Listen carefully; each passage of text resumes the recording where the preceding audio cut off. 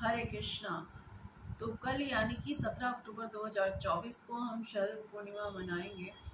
और शरद पूर्णिमा आश्विन मास के शुक्ल पक्ष की जो पूर्णिमा आती है उसमें शरद पूर्णिमा मनाई जाती है, और इसी दिन से कार्तिक मास की शुरुआत भी हो जाती है।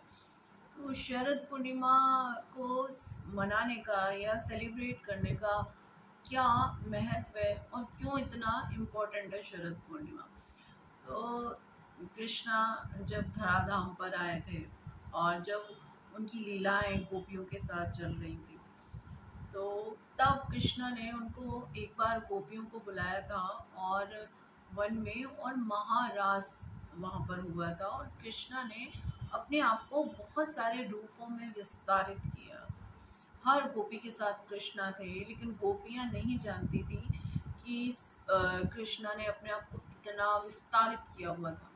तो वो ये सोच रही थी कृष्णा सिर्फ मेरे साथ है, हर गोपी का ये सोचना था कृष्ण सिर्फ मेरे साथ है। इस तरह से उस महारास को आत्मा और परमात्मा के मिलन के रूप में देखा जाता है, क्योंकि गोपियों का भाव बहुत अधिक शुद्ध है। एक सांसारिक प्रेम नहीं है, भौतिक प्रेम नहीं है जो शारीरिक स्तर पे होता है।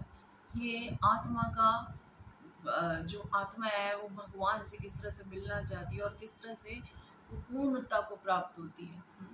किस तरह से वो पूर्णता होती है जब एक जीव भगवान को प्राप्त करता है या भगवान का प्रेम पूरी तरह से प्राप्त करता है। तो गोपियों के इतने अधिक शुद्ध भाव होने के कारण भगवान ने ये महारास का यानी कि भगवान से मिलन का ये आयोजन है शरद पूर्णिमा, जबकि सर्दी की शुरुआत होती है, बहुत अधिक सुंदर मौसम होता है। तो वृंदावन के मंदिरों में, इस्कॉन के मंदिरों में बहुत सुंदर से ठाकुर जी को सफ़ेद वस्त्रों में सजाते हैं, बहुत सुंदर सुंदर पुष्प लेकर आए जाते हैं और बहुत सुंदर श्रृंगार ठाकुर जी का किया जाता है। और कल हम देखेंगे कि अलग अलग इस्कॉन मंदिरों में भी किस तरह से भगवान जी का किस तरह से सुंदर श्रृंगार हुआ, और हमें दर्शन करना चाहिए। और पहला दिन कार्तिक का भी है, तो बहुत ही महत्वपूर्ण है शरद पूर्णिमा। तो एक बहुत ही सुंदर घटना होती है आज ही के दिन, जब समुद्र मंथन होता है, देवताओं और राक्षसों के बीच में युद्ध होता है, और तो भगवान की प्रेरणा से समुद्र मंथन किया जाता है। तब उसमें से एक एक चीज़ जब मंथन होता है तो एक एक चीज़ बाहर निकलती है। तो शरद पूर्णिमा वाले दिन लक्ष्मी जी स्वयं बाहर आई थी, और फिर लक्ष्मी जी का कोई था कि वो फिर विष्णु जी के, उन्होंने सबने कहा कि लक्ष्मी जी को विष्णु जी को देना चाहिए, और विष्णु जी के वक्ष स्थल पर लक्ष्मी जी विराजमान हुई थी। तो इस तरह से आज के समाज के अंदर हम देखते हैं लोग लक्ष्मी जी की पूजा, लक्ष्मी जी को रिलेट करते हैं धन से, और धन हमें प्राप्त हो जाए, यानी कि लक्ष्मी जी पूरी की पूरी हमें मिल जाए। तो हमें समझना होगा लक्ष्मी जी सिर्फ और सिर्फ नारायण के साथ रहती हैं, और नारायण के साथ रहती हैं, तो इसलिए अगर हम नारायण, विष्णु या कृष्णा की पूजा करेंगे तो लक्ष्मी जी स्वतः ही हमारे घर में आ जाएंगी। और इसके विपरीत यदि हम खाली लक्ष्मी जी की पूजन करते हैं और विष्णु जी को भुला देते हैं, कृष्णा को भुला देते हैं, तो लक्ष्मी कभी हमारे पास नहीं रहने वाली। लक्ष्मी जी का अर्थ खाली धन नहीं है, लक्ष्मी जी का अर्थ है सुख, स्वास्थ्य, शांति, सब कुछ लेकर आती हैं लक्ष्मी जी। तो हमारे पास कितना ही अधिक धन हो जाए, जो हम गलत तरीके से कमा भी लेते हैं, तो भी अगर सुख शांति नहीं है तो हमारा जीवन खराब हो जाता है। तो हमें समझना चाहिए कि नारायण जब आएंगे, भगवान जब आएंगे, तो सब कुछ हमको मिल जाने वाला है।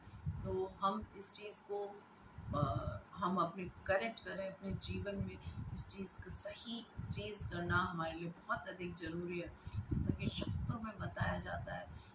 तो शास्त्रों के हिसाब से चलना हमारे को बहुत, हमारे जीवन में सबसे बड़ा महत्व रखता है।